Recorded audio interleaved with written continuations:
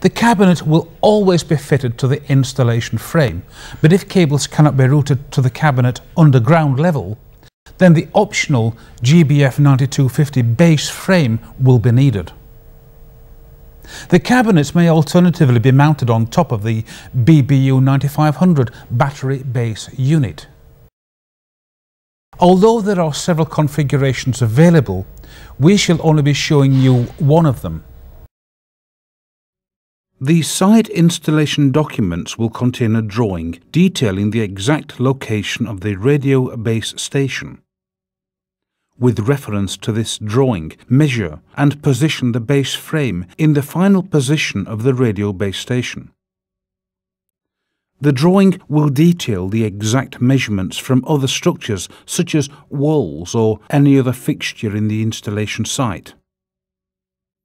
A tape measure and most other installation tools are provided in the RBS tool case.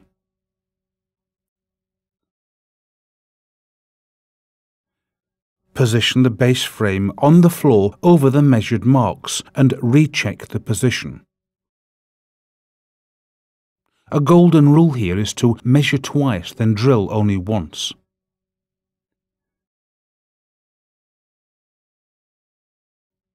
Using the base frame as a template, mark the floor through the holes in the base frame for the position of the fixing bolts, being careful not to disturb the position of the frame.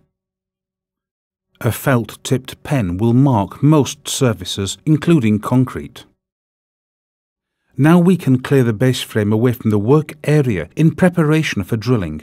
Don't forget that when handling the frame, you should always try to avoid marking or scratching the frame. Drill the floor. You should always wear protective clothing when drilling. Protective clothing includes overalls as well as protection for the eyes and ears. Concrete floors require a drill equipped with a hammer action and a suitable masonry bit. If the drill is fitted with a depth gauge or depth restrictor, then this should be set to suit the length of the plugs that will be fitted, plus a few millimeters of clearance space. Drilling debris has a habit of falling back into the hole, reducing the depth a little, so you should make some allowance for this.